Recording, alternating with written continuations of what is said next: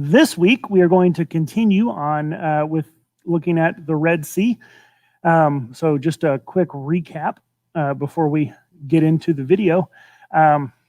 Breaking it down into two views. The Egyptian view, which says, hey, it was shallow lake up here near Egypt, right? That the wind did something and it wasn't, this big spectacular thing. The Hebrew view that says, no, it was deep water over here at the Gulf of Aqaba. And then we looked at, there were a few kind of in between hybrid views, but these are your two main camps of views that people have. And the way we've been looking at it is rather than getting down into the nitpicky little details, it's like, okay, let's zoom out and look big picture. Well, what does the Bible actually describe? What are the steps that are going along? And what do we actually see happening?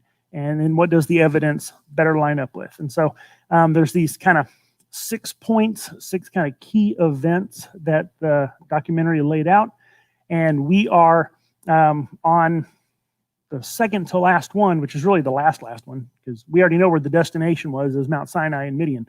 So we're on the last kind of section that we're talking about in this documentary.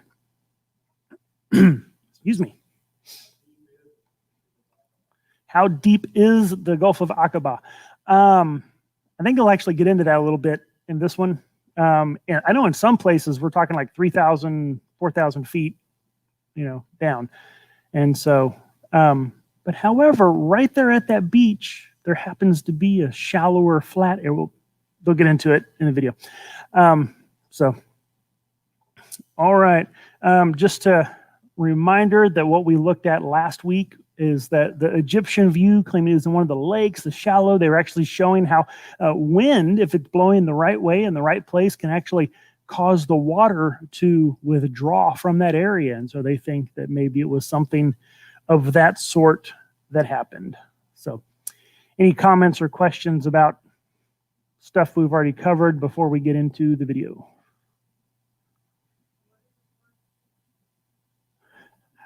What is the Red Sea? What? Was this something in the Bible? Is that what we're talking about? Yeah. Okay, well. It's okay.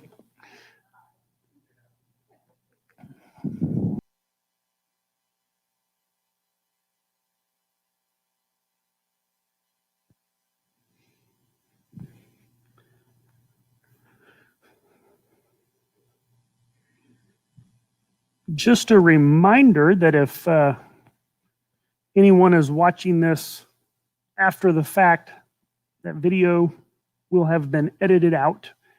However, you can see the whole thing in the description of the video on YouTube. There's a link to the actual publisher, producer website where you can buy it. Or for church members, you can watch it for free on Right Now Media if you have the link and signed up for the membership. If you have not, come see me. Okay. I love how Moses just kind of seems like, your grandpa. Because like in the movies, he's always like some type A personality, action hero kind of commanding figure, right? The Moses in this documentary, almost looks like you'd expect, see him shuffling down the hall at the nursing home, kind of old guy. I like that. Okay, thoughts before we jump into stuff? Anything right off the bat?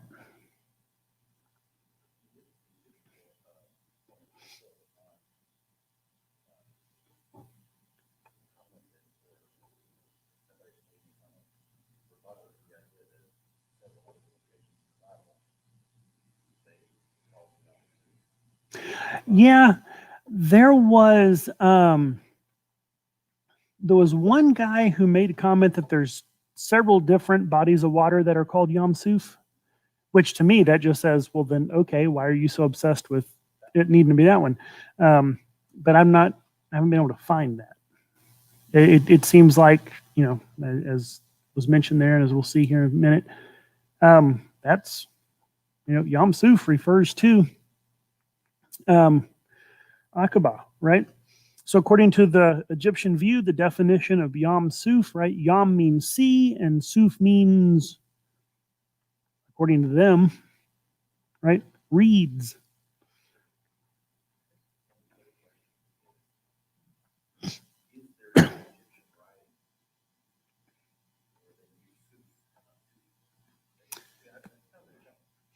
Well,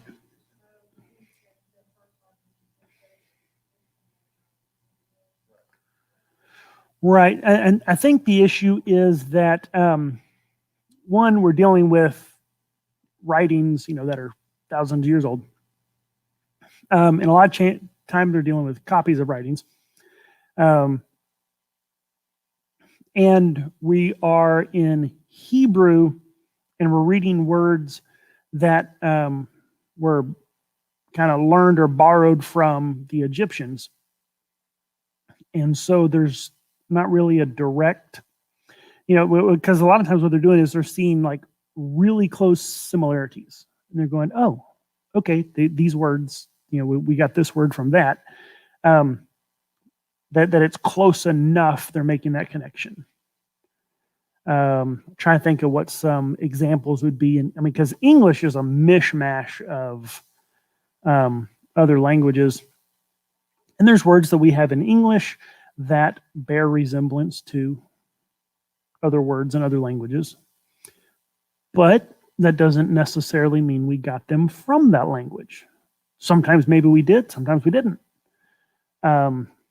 So I remember whenever I was in high school, took Spanish, there's a word that's very similar in Spanish to dollar. But depending on where you put the accent, it ain't got nothing to do with money. And so there's one where it's pronounced, similar to dollar, meaning a dollar bill. And then there's another word that's spelled just like it, but with an accent somewhere else that means something completely different and unrelated. So the question is Suf similar to the Egyptian word because it was taken from it?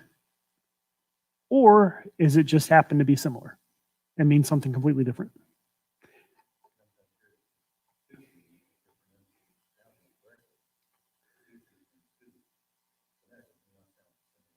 Right, and then it would just go to, of course, now remember, here we are, all this time later, speaking and pronouncing in English, things get transliterated, and so, yeah. So, that's what scholars who do translations of things have to wrestle with and wrestle through, and I think what we have here is just a disagreement on what this word actually means. They say that it means reeds. That's suf. It comes from the word that means reeds, and so it must be sea of reeds. What was the other definition that was given? End. Right, that the word, the root has something to do with ending or destruction. That it is the sea at the end or sea of the end. What was the reason they gave why it would be called that? It's the end of the border, right? In the accounts in the Bible, the southern tip of the land of Israel is that northern tip of the Sea of Aqaba, or the Gulf of Aqaba. And so that would make sense if they called that the sea at the end, because it was the end of the boundaries of the Promised Land. However, how important is it to get like super accurate, drilled down on the definition of the word when trying to understand what the Bible is communicating?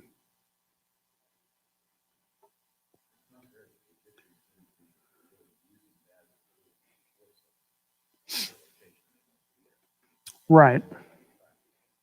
Yeah, exactly. I'm not going to say it's unimportant. You want to translate words right.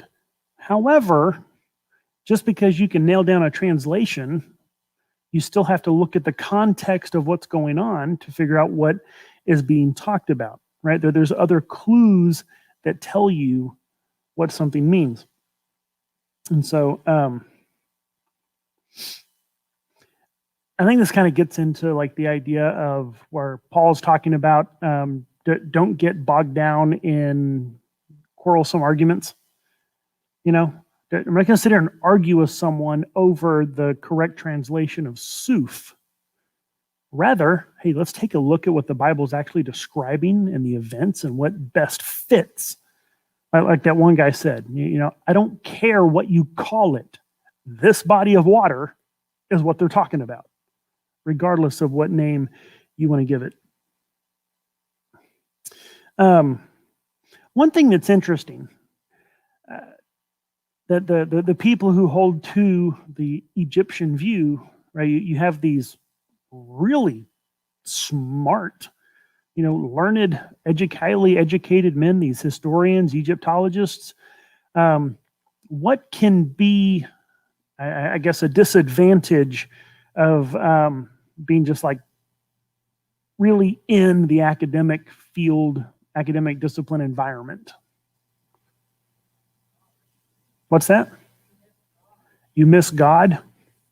Yeah.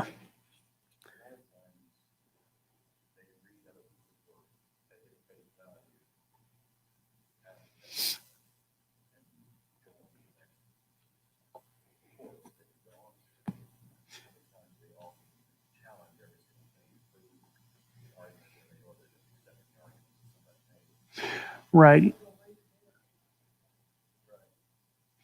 You'll get an idea ingrained because these 6, 7, 8 other experts that are highly educated and respected in the field, they all say this. I read their books, and that seems to be what it is. And so you can, and I don't mean this in like a offensive kind of way, but you can get into a groupthink. Whenever you're just immersed in academia and academia is your world, it's easy to kind of get an echo chamber and you get the ideas that are ingrained. You're not questioning what you've been taught because, well, that's what all the smart people around me are saying. And so you buy it, you believe it.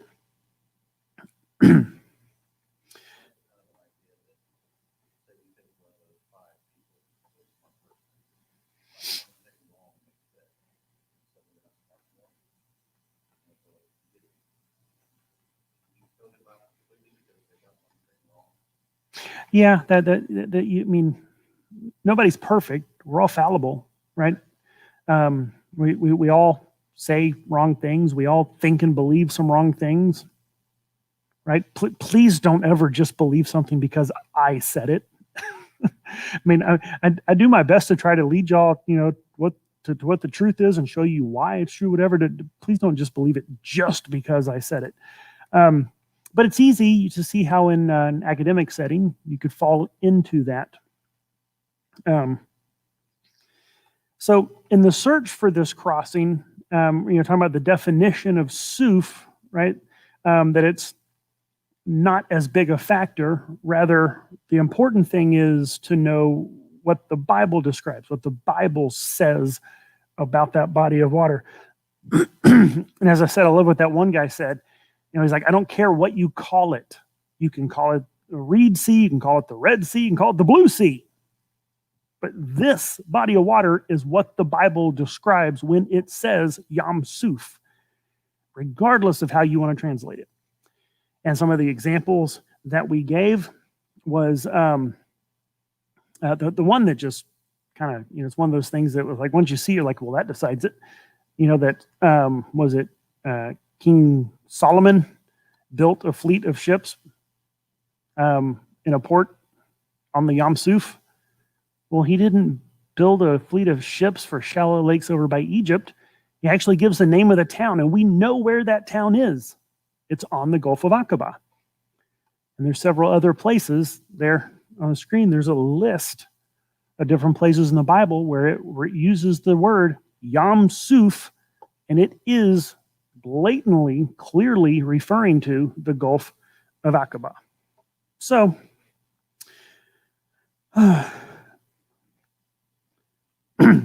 the big issue people have, though, is that, well, okay, if this was the location and God parted those waters, you can't cross that. Even if the waters are parted, they're saying you can't get across there. Now, they're saying that, different places, maybe there are, maybe there's not. Thought that was really interesting as they're going through. He said that it drops down to a mile. That is very deep water. Even at where the crossing supposedly happened at Nueva Beach, they said, 2,800 feet? That's a whole bunch of water. And, what's the inclines? I mean, is it steep? Can you cross it? That has a lot to do with it.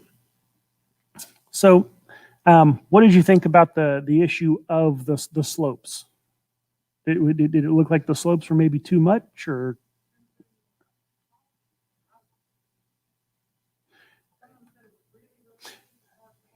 Mm-hmm.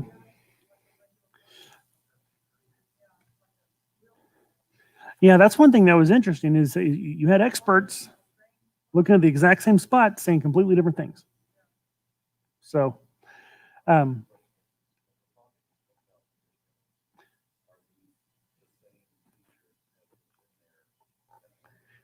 that's true.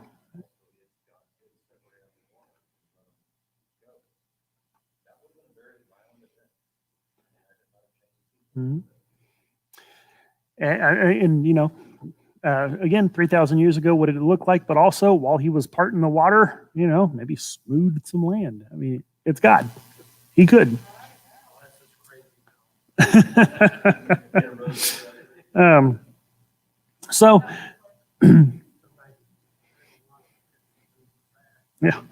So again, the issue is actually kind of depends on who you're asking, right? You mentioned different people had different views.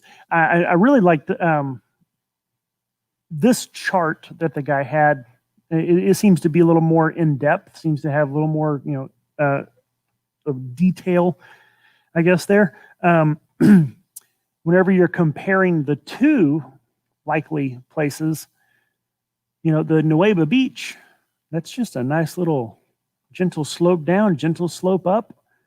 So at an average of 7%, which is right around the maximum grade for highway slopes or for wheelchair ramps. It's like, well, even if it is a little bit steeper, that's still pretty good.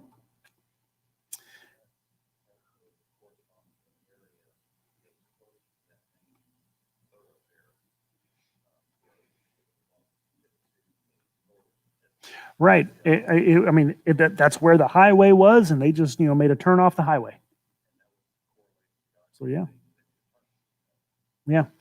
Um, the guy who pointed out the crossing at the bottom, I didn't find his arguments particularly compelling. I was like, well, okay. I mean, I guess that's flat, wide area.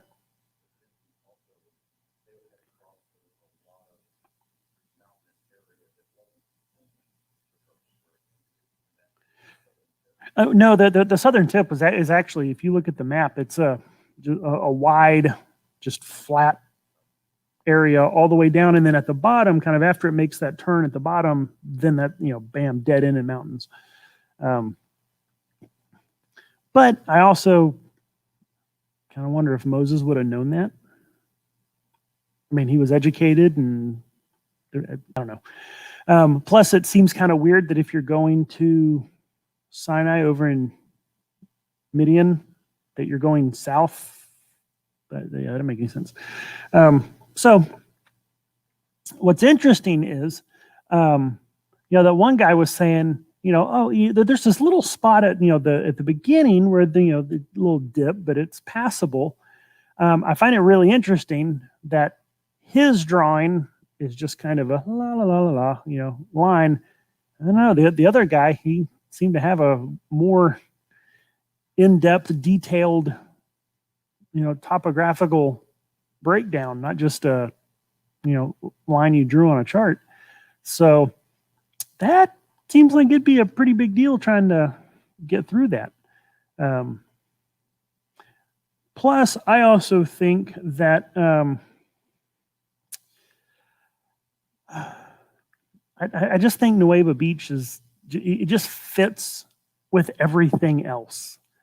It fits with where they would have been going. It fits with a more sensible route that they would have taken. It fits with the description of being lost in the wilderness, closed in by the land. And everything just kind of seems to go pretty good in that direction. I think it's the most likely candidate. So, any other thoughts on the actual crossing site?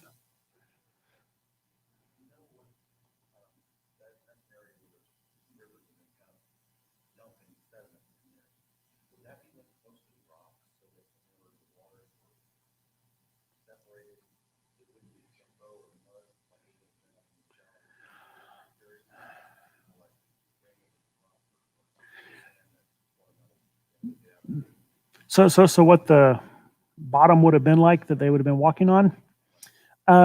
If it's anything like what it is today, it's sandy with coral. I mean, so you'd have to be walking around the coral, but it's smooth, sandy bottoms.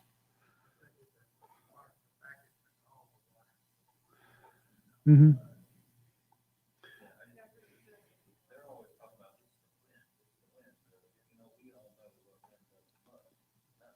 Yeah.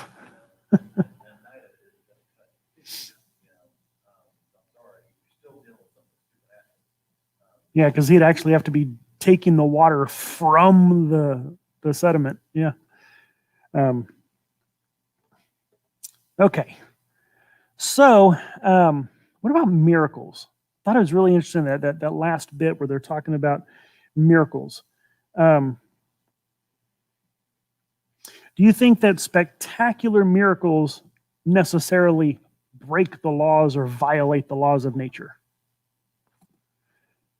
I always find it interesting. That's a popular way for skeptics to word that. Oh, miracles, they violate the laws of nature. Yeah. Which, like, yeah. Well, that's the thing. It's like Dr. Meyer was saying. It's a interference. It's a force, countervening force doing something in nature. You're not violating. Whenever I jump on the trampoline, I'm not violating the law of gravity.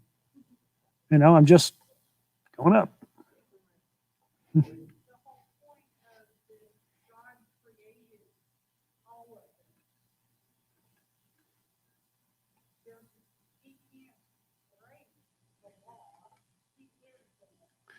Right. Yeah, God can't break the law.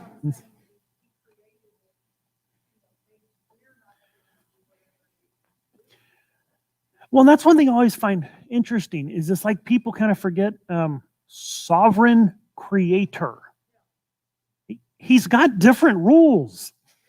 Why do you try to box him in with what we're able to do or what we can or should do?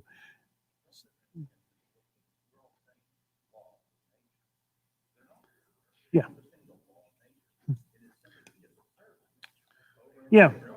It's just things of like, this is how things happen when left to their normal.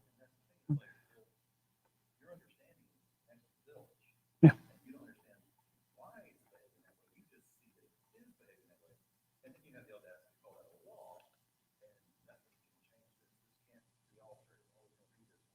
Right.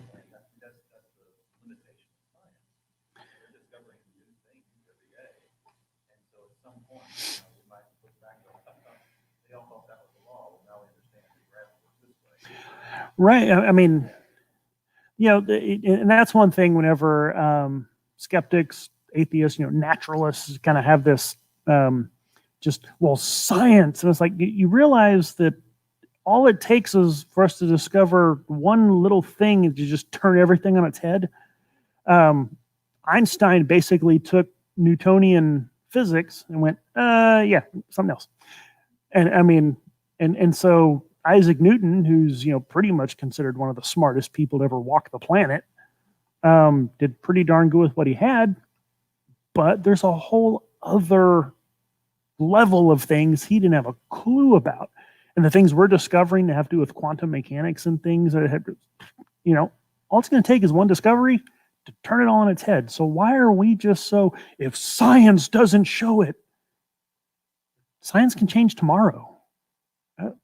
That's not where I'm putting it. I'm thinking. I'm actually looking at the evidence and making rational conclusions, which brings us to the idea of the requirements for believing a miracle, right? Hume said, here's the requirements, but you can never meet them. And what he lined out was a strong testimony. You would need to have a testimony that's given at the time it happened by reliable sources that are educated, thoughtful, and of good character. You mean like Moses?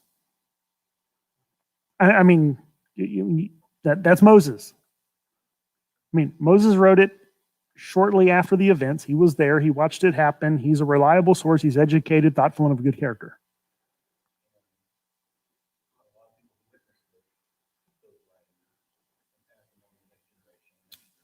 Right.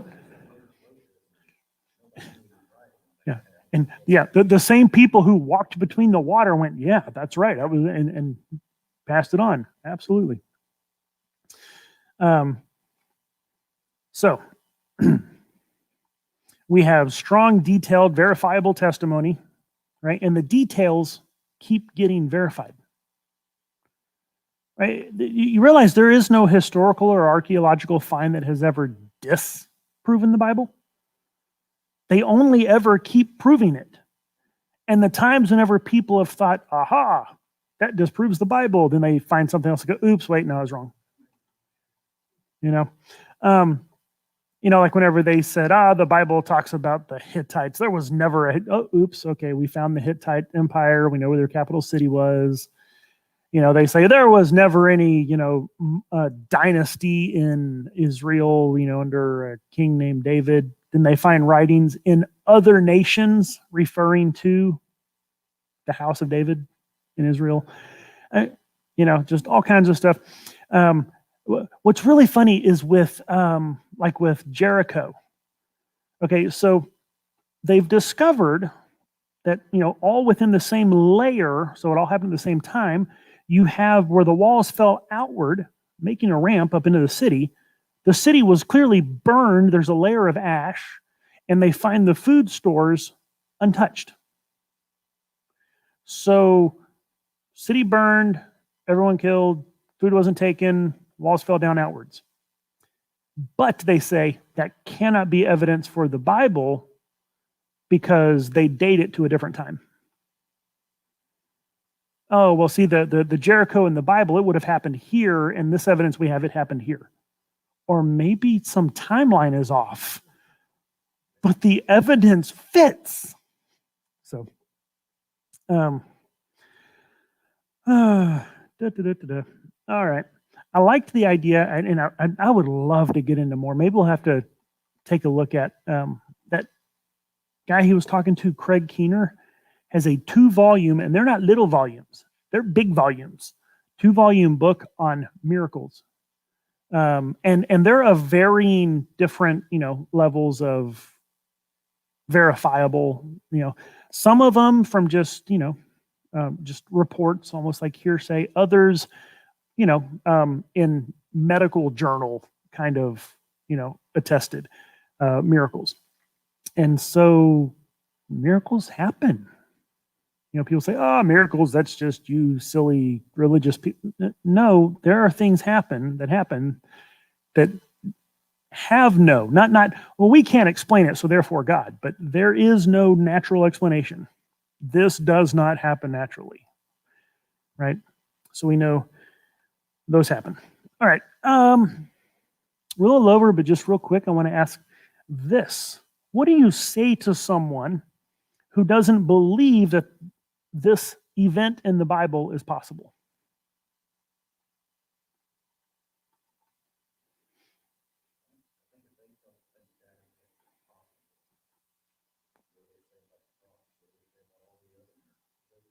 Yeah.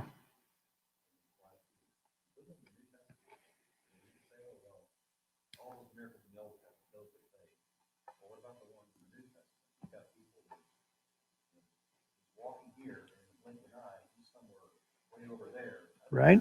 Yeah. Well, one thing I thought was really interesting, I can't remember who the guy was, so I'm not really sure perspective he's coming from. But whenever he was talking about, oh, well, Dr. So-and-so, whenever he starts talking about a miraculous thing, he's just left science behind. Sure, if God exists, he could do it, but that's not a scientific. So it doesn't have to be a scientific statement, right? Science isn't the only way of knowing things. And, well, what is the greatest miracle God has ever done? Close. Creation. Making everything out of nothing. And if he can do that, I think he can part some water. Not too difficult.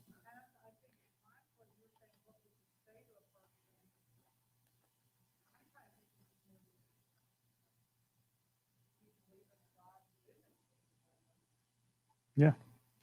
Well, and I think it comes down to, do you believe in God? Now, one thing, just because it's a good opportunity to plug a really good book, and maybe we're overdue for going over this stuff again.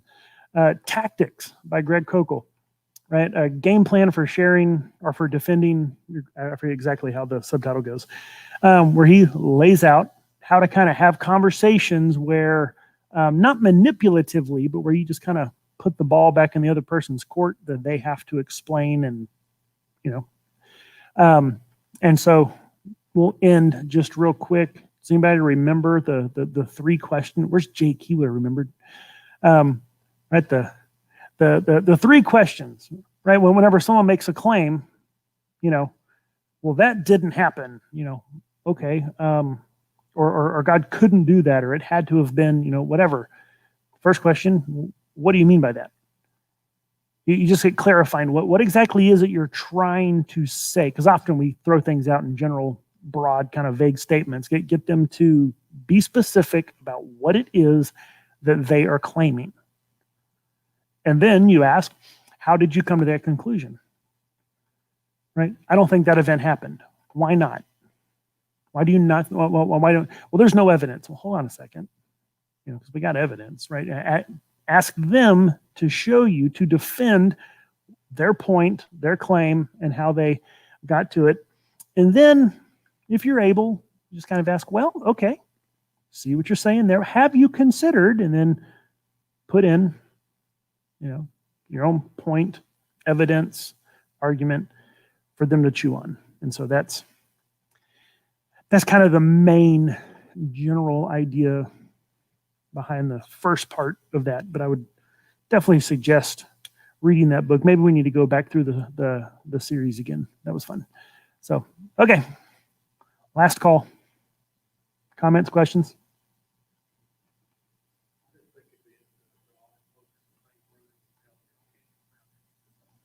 Put them all in the same room and lock the door. Yep.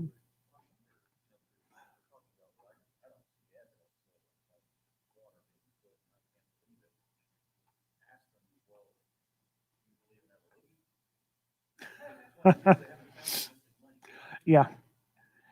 Yeah.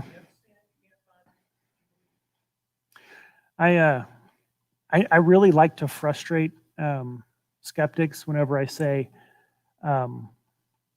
even if you convinced me that there is no God and the Bible's a fairy tale, I still would not accept evolution.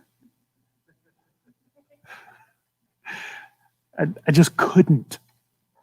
It's just ridiculous. So yeah, but yeah, it's I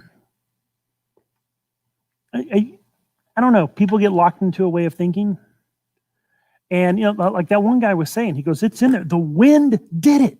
He caused an east wind to blow all night that parted the sea. So you have, if you can't do it with wind, then that's not the way it happened." Well, I mean, okay, there was wind blowing, but wind didn't get the glory. God gets the glory. Right? Wind, okay, there was wind blowing, but wind did not part the sea. God parted the sea.